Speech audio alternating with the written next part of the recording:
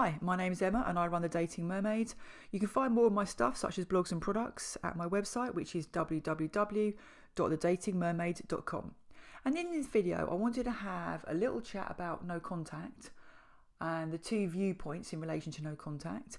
And no contact is often recommended when people break up, and it's the opportunity for people to spend time on their own and not contact their ex. People may delete their ex from Facebook, they may delete their phone number, they may block their exes. These are some of the things that people do when they go no contact.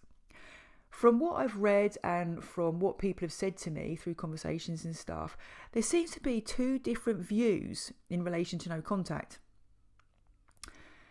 And then for me, one of them is unhealthy and one of them is healthy. So today I wanted to talk about those two viewpoints and just give people my opinion on them both.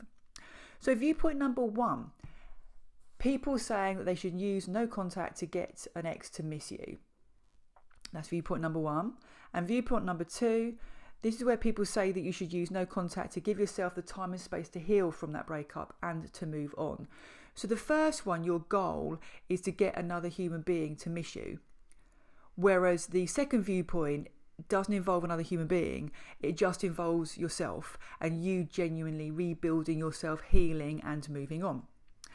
Now for me, viewpoint number one is unhealthy, which I'll explain my view in a minute. And viewpoint number two, for me, that is healthy. Now, the reason why I think that using no contact to get your ex to miss you and potentially get your ex back is going to be a problem for you, potentially long term. These are the reasons why. So first of all, you're using your mental energy to monitor your ex rather than using it to move forward. So we all have a certain amount of energy and you choose how you want to use that.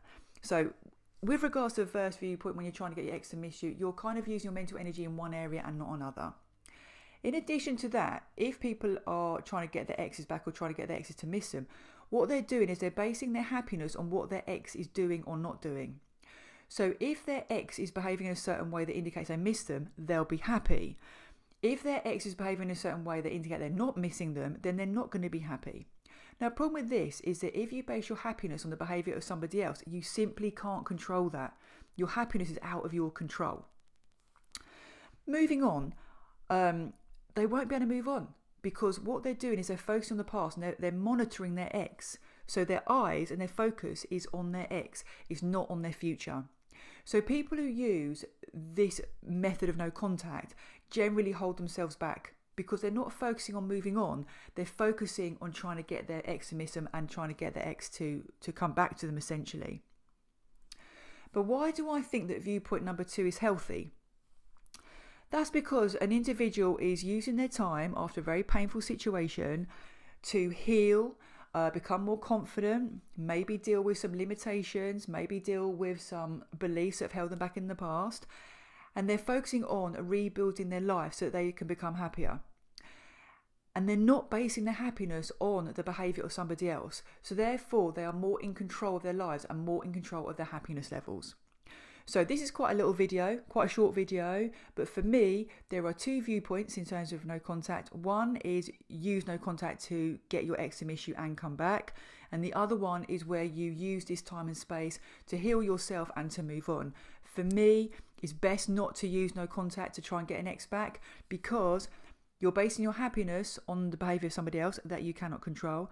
And if you use this method, in 6 months' time, if you don't get your ex back, you essentially have not achieved your goal and you've essentially wasted the past 6 months and you will be sorely disappointed. Whereas if you use method number two, where you focus on moving on and you focus on rebuilding your self-esteem and you rebuild your life, in 6 months' time, there's a high chance you would have achieved that goal and there's a high chance you will be an awful lot happier.